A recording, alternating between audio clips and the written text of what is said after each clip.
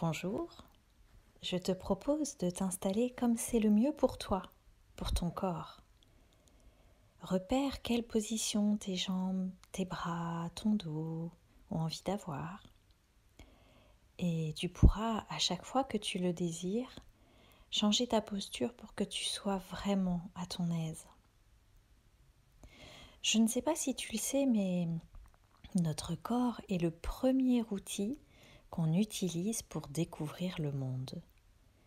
C'est grâce à nos 5 sens qu'on ressent et qu'on apprend à décoder tout ce qui nous entoure.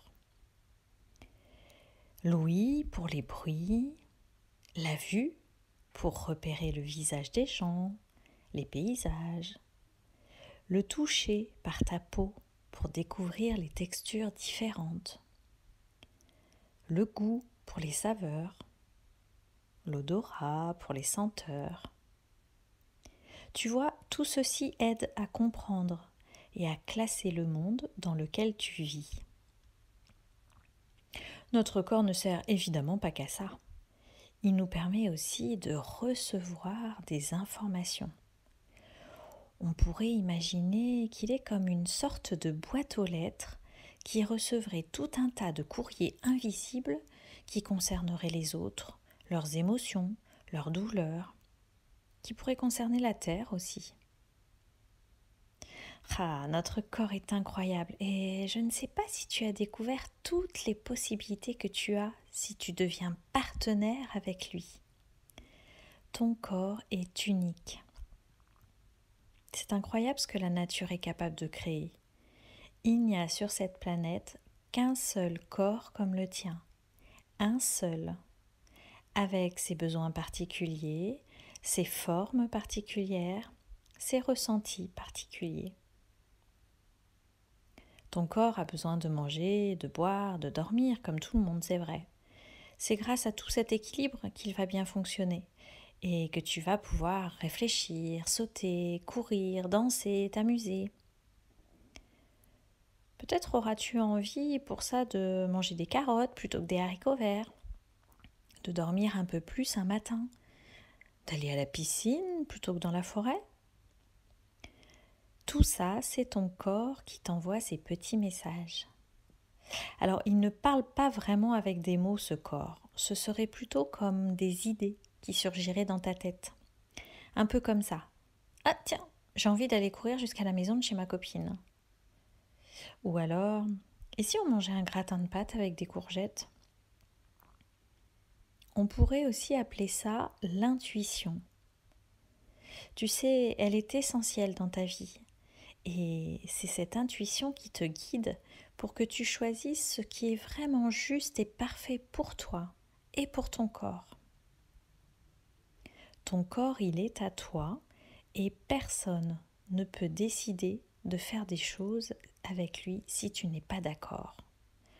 Tu en es propriétaire. Tu sais, quand on est adulte, on peut choisir d'être propriétaire d'une maison, d'un appartement par exemple. Eh bien pour ton corps, c'est pareil. Comme pour une maison, c'est toi qui choisis comment tu veux vivre avec, ce que tu as envie d'y faire, qui tu acceptes de venir jouer avec toi. Et personne n'a le droit de t'obliger à faire quelque chose avec ton corps si tu n'es pas d'accord. Oh, ça me fait penser à une histoire. Tu es prêt ? Tu es prête ? Alors, accroche ta ceinture. Invite ton corps à être encore plus à l'aise. On met les gaz et on part pour un voyage en Australie. Sur cette île, à des milliers de kilomètres de chez nous, vivent plein de kangourous.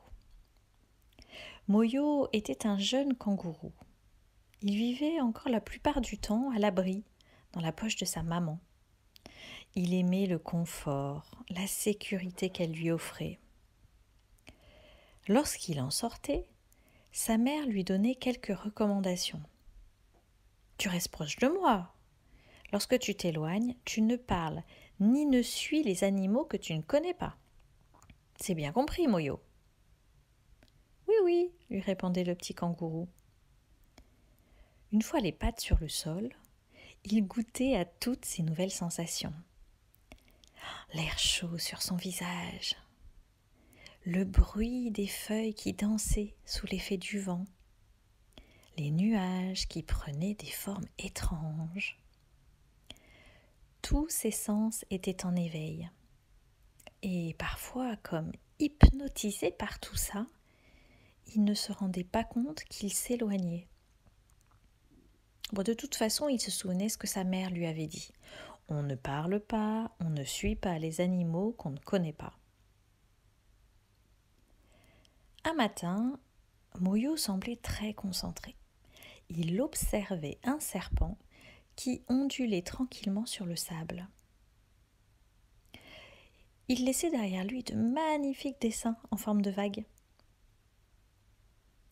Il entendit quelqu'un qui venait de prononcer son prénom. C'était Ojo, le papa d'un de ses copains.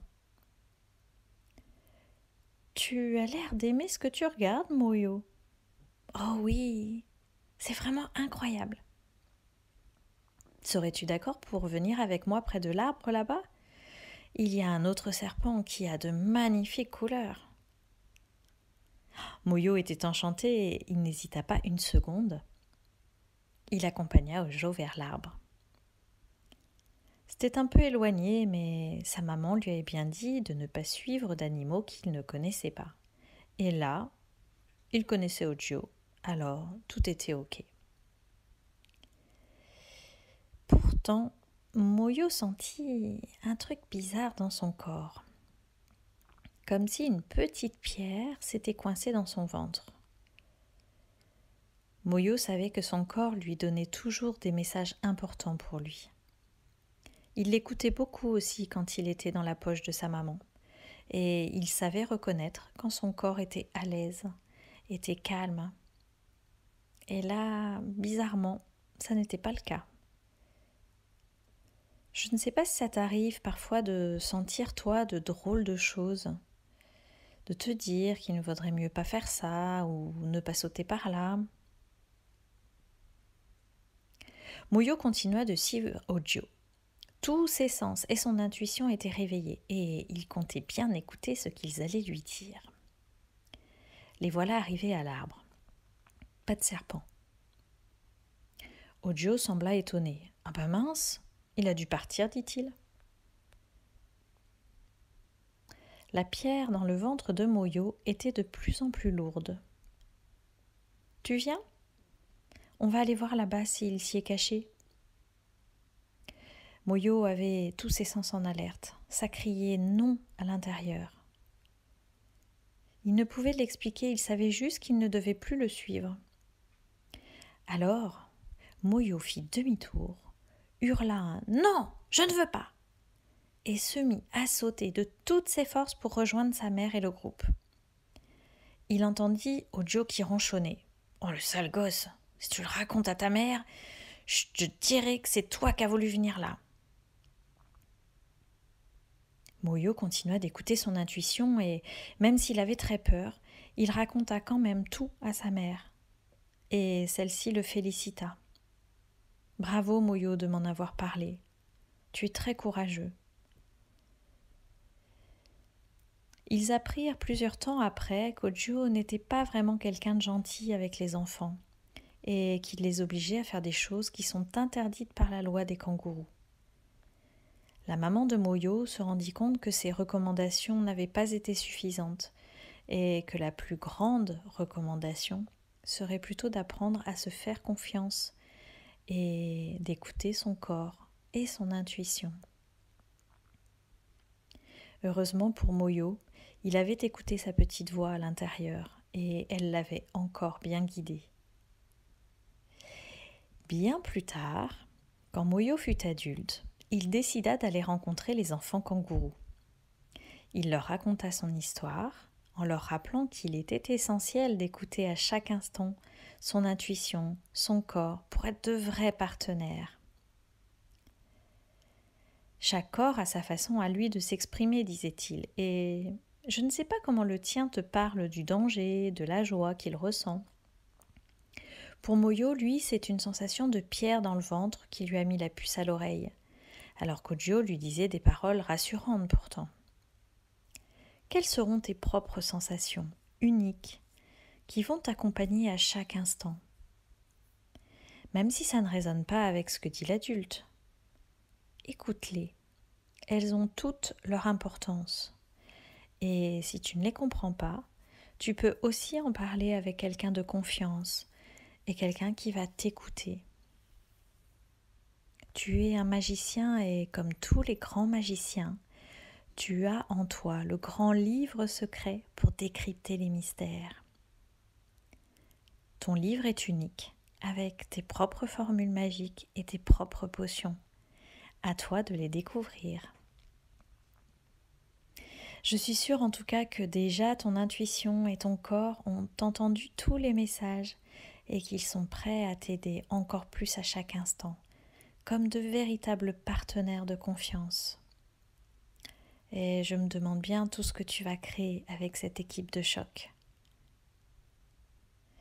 Nous allons, quand tu seras prêt, prête, décrocher nos ceintures pour un atterrissage en douceur et remettre du mouvement dans chaque espace de ton corps, en le remerciant pour tout ce qu'il te permet de faire et d'être chaque jour. Qu'allez-vous avoir envie de partager maintenant? Belle découverte à vous et à bientôt!